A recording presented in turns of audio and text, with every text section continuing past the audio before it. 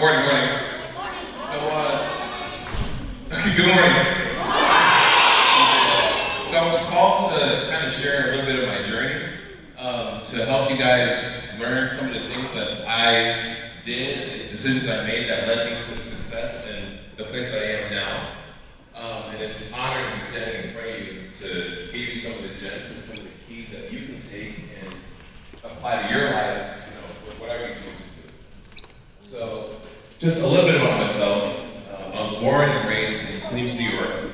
This city is actually called Corona, which is an unfortunate name due to 2020. But my parents came from Nigeria in the late 80s and settled there. They had my older brother, my older sister, and my little brother. So I was the third out of 4 kids. And I think me going to the Olympics and becoming a world-class athlete was a way to kind of compensate, because I was the other kid. My older brother was the oldest. My older sister was the only girl. And my little brother, who happens to be a professional wrestler now, was the youngest. So I was just the other one. So I needed something to make me special.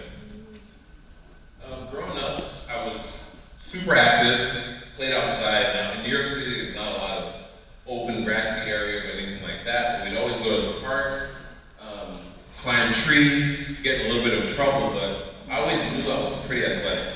I was a kid that was dunking in a basketball in middle school. I could attack on a 10-foot net when I was 5'6" in 6th grade, and I had a 10-foot broad jump, but I never joined a team sport.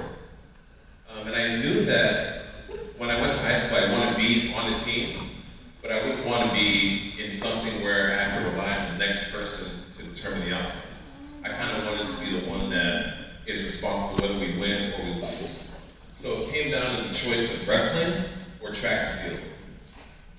Now, growing up, we'd always watch basketball, we'd watch some football, some soccer, we'd even watch track and field, but we'd never watch the field events. So I'd always watch like Usain Bolt, Michael Johnson, Allison Felix, but I'd never seen a throw and I'd never seen a jump in my life.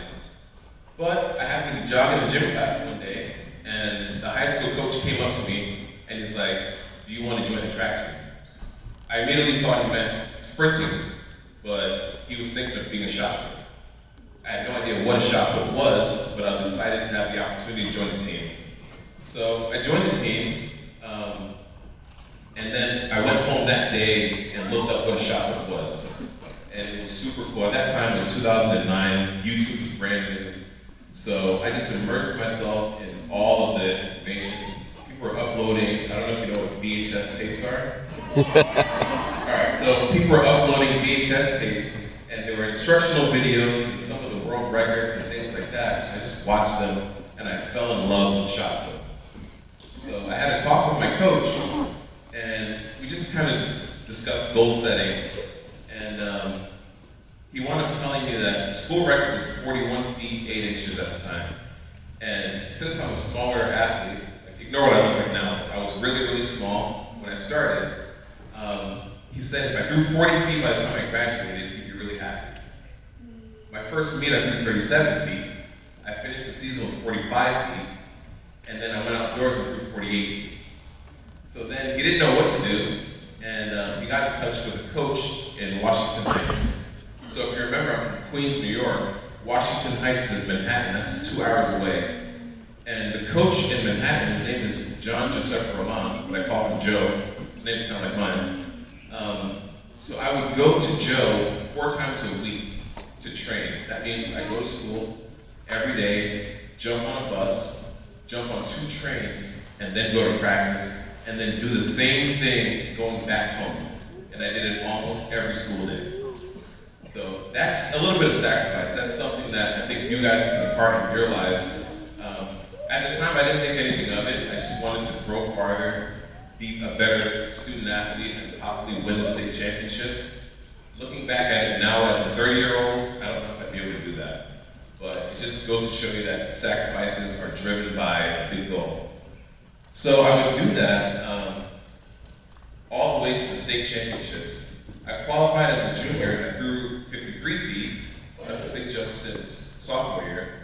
And after working with Coach Joe, I grew 60 feet, won the state championship, and then furthered that to 62 feet. that's when schools started writing me. So they started offering me scholarships. They were interested in me basically coming to school for free. They were going to pay for me to go to school, and all I had to do was pass my classes and be a shot putter. So that was a dream come true. And it all stemmed from some of the lessons that I learned throughout the ranks in high school track and field. Another thing that Coach Joe taught me was to act like a champion. So he taught me the 3 C's, that's composure, concentration, and confidence. And basically that means that when I walk into a room, whether I'm nervous or if I'm in control of the room, I have to act like I'm in control of the room. It's basically like faking it till you make it. And that allows you to put yourself in positions where you can win. The only way to win is if you're in the race. So a lot of times when you're faced with something that's scary or something that's unfamiliar, and the automatic thing that your brain wants to do is run away. But you have to face it head on. That's going to put you in a position to succeed.